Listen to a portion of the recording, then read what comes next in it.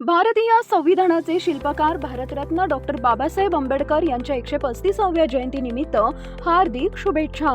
शुभेच्छुक लालाजी चव्हाण, सदस्य मुख्यमंत्री माजी लाडकी बहीण योजना, माजी पंचायत समिती सदस्य मालेगाव आणि सौ विद्या लालाजी चव्हाण सामाजिक कार्यकर्त्या तसेच लालाजी चव्हाण मित्रमंडळ जवळका रेल्वे.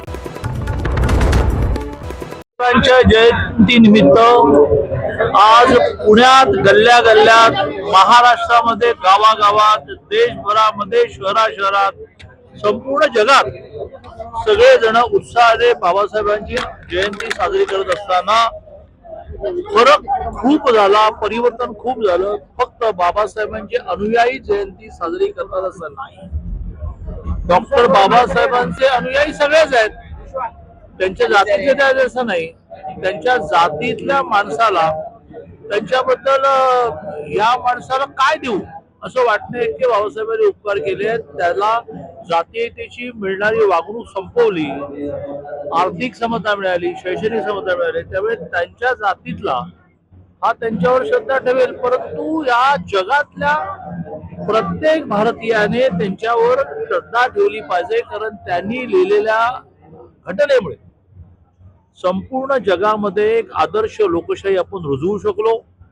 आणि त्यामुळे बाबासाहेबांनी जातीच्या विरुद्ध केलेला संघर्ष, विषमतेच्या विरुद्ध केलेला संघर्ष याची जाणीव जगातल्या भारतीयांनी ठेवली पाहिजे आणि ती ठेवली जाते. आज माझ्या घरी अनेक वर्ष बाबासाहेब आंबेडकरांची जयंती मी साजरी करतो. बौद्ध भिक्खू जेवायला येतात, बौद्ध भिक्खूंना वस्त्र देतो, हजार एक लोक येतात. आता तसं मी जात मानतच नाहीये, पण लौकिक अर्थाने कोणी म्हटलं की तुम्ही कशी आंबेडकर जयंती करता? शिवाजी महाराजांची जयंती करतो, महात्मा ज्योतिबा फुलेंची करतो, बाबासाहेबांची करतो. महापुरुषांना किमान जातीमध्ये आपण डिवाइड करूया नको. महापुरुष सगळ्या जातीचे आहेत, सगळ्यांचे आहेत. कशी वाटली? दीपक पायगुडे हा असा राज्यकर्ता जन्माला आला.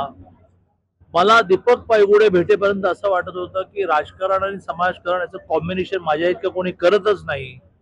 पण मला नतमस्तक व्हावं लागलं दीपक पायगुडे पुढे की तो त्याचा साईज जो आहे 1,00,000 लोकांना मिसळ, असा साईज आम्हाला काही जमत नाही. त्यामुळे सगळ्यांनी एकत्र बसून मिसळ खावी. इथे वेगवेगळी टेबल नाही आहेत, ब्राह्मणांची वेगळी, दलितांची वेगळी, ओबीसीची वेगळी.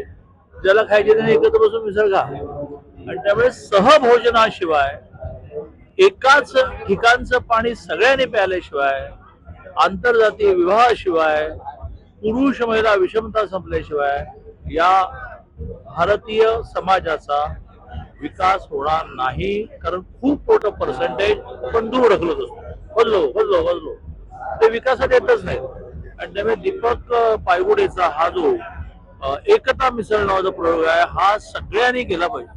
तुम्हा सगळ्यांना विनंती आहे की 10 लोकांना बोलवून का होईना, पण सगळ्या जयंत्या घरी करायच्या. काय करायचं? एक फोटो लावायचा, मित्रांना निरोप द्यायचे, त्याला मेसेज द्यायचा की अरे बाबा हा आहे मराठा, पण हा शिवाजी महाराजांची जयंती करतो, आंबेडकरांची करतो.